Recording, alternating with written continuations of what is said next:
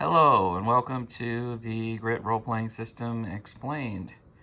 In these videos I explain the manual for people who don't have time to read, don't want to read the manual, or who read it but just want some wordy word explanation of how the system works.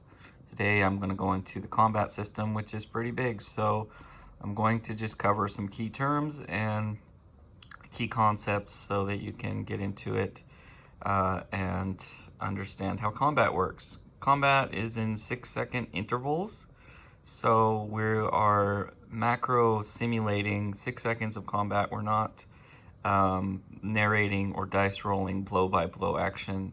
You're not rolling to see if that specific swing of an axe or a sword struck the opponent. You're rolling to see if over 6 seconds your character was overall successful, and how successful, or overall unsuccessful, and how if their opponents were successful or unsuccessful, and to what degree in terms of attacking and causing wounds or injuries.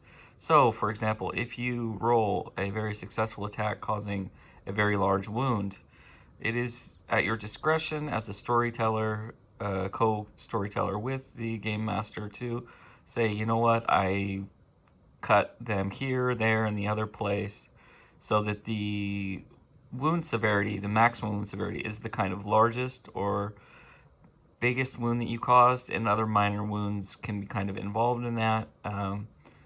The mechanical impact of your attack is not going to change in terms of the penalties and the healing time for the opponent, but descriptively you can just describe a more full or active scene with multiple feints, parries, attacks, successful, unsuccessful, lots of different kinds of maneuvers, and we're just macro rolling overall what's happening. In combat, each combatant is allowed to roll an attack. Defenses are handled passively. There's no dice rolled. You have a target number associated with your character for melee combat, and also a grappling target number. There's another video explaining the grappling system. So that target number represents your defensive capabilities, and that's how hard it is for the opponent to get the better of you. So they need to roll to get better than that. The roll is a d12 or a d20, depending on if you are trained or not with the weapon you are using. And then you add to that your roll bonus, which is your training and skills that are all applicable. When an attack is successful, so when you roll the number larger than the opponent's target number, there's a calculation that occurs. First thing is your damage potential for your weapon, your attack style. If that number is larger than your damage potential, you only get half the difference. In most cases, early on, you're probably not going to be rolling over your damage potential. You're going to be causing a lot of smaller minor wounds.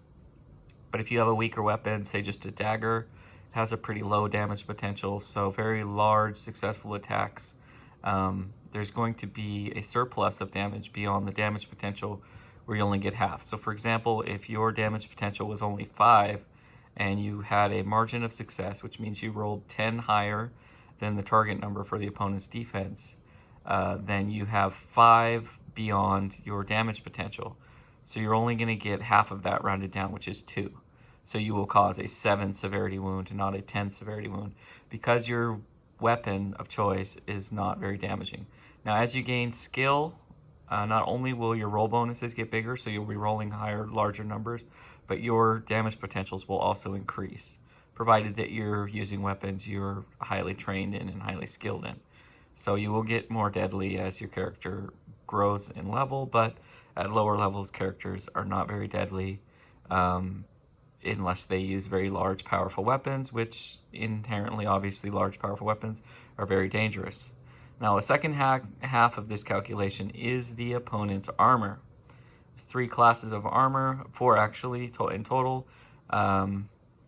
You have your padded armor, and you have your chain armors, and then you have your plate armors, and then you have your superior armors, or your unbreakable armors. So those are kind of special cases, which also include shields.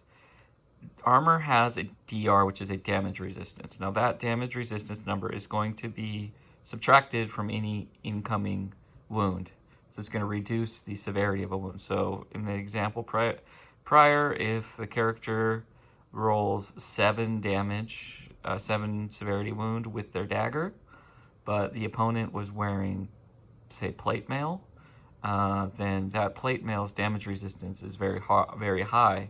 So it's going to be around 8 or 9, depending on the type of plate they're wearing. But if they're wearing very heavy armor, they're not going to suffer any wounds. They're going to be immune to that dagger attack, which is very reflective of real life. It's extremely difficult to injure someone in plate mail with a dagger. You need to roll an extremely high attack in this game system, but you need to have a very targeted attack on a gap in the armor. Even with the gaps, if you're talking about a very good set of armor, you're going to have to drive that in with a lot of force. Strength in this game a high strength score will increase your damage potential. So you're going to need to roll extremely well to injure in that case. But all of the weapons have a breaking quality. Not all of them. Most of the weapons have a breaking quality. They break padded, they break chain, or they break plate. Hammers, for example, which were used historically against plate armors, because they don't immediately penetrate or ignore the armor, but it's much easier to penetrate the armor or to get past its defensive, protective qualities and injure the person wearing the armor. So hammers have break plate, which maces and hammers and picks, and also pole arms, which are very large and very heavy and can be struck very powerfully to dent and cave in the plate armor. So when you have a weapon that quote-unquote breaks armor, the recipient of the wound only reduces the wound value by half, rounded down the armor. So if it was 8, they're only going to get the benefit of 4. So if you did 7 severity damage, not with a dagger, but with a hammer, that's reduced by 4 from a plate armor for, say, an 8 damage resistance plate armor. So you're still going to cause a 3 severity wound, which would represent that hammer doing what a dagger is not good at, which is denting or breaking through and causing a concussion injury, delivering some force to the body of the armor's wearer. Now we're also going to talk about, so let's just talk about basically your wound process. You roll your attack, and the opponent has a target number, and they have a damage resistance, and then you have a damage potential. So that's everything that's factoring in. Can you injure? Can you harm in combat? Can you defend yourself in combat? Where defense is passive, it's a target number and a damage resistance, and offense is a attack roll, so it's active, and then you add your roll bonus to that. And we also talk about movement here, and orders of attacks. So each weapon has a speed and a reach. For the first round of combat that 2 melee opponents are engaged, their reach determines if they go first. If they deliver a successful wound, can that wound, if fatal, prevent the opponent from attacking? If the attack is not fatal, it doesn't matter. The order of injury delivered over that 6 seconds of sim-limited combat is up to the storytellers. They can decide who struck who first. It's probably going to be the superior reach weapon that, if both attacks for both combatants was successful, it's probably the superior reach weapon that hit first.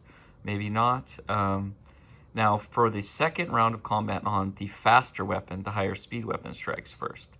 And again, it really only matters if the wound is debilitating, whether or not the opponent's attack is canceled. But there are scenarios where a very severe wound will cause the opponent to want to run. And those are moral checks which the game master handles for non-player combatants. If they are injured severely, some characters, some non-player characters, some monsters will run away. Okay, so that's just going to cover, we'll cover movement in another video, but that's going to cover the basics of order of attack and causing wounds in damage in the combat system.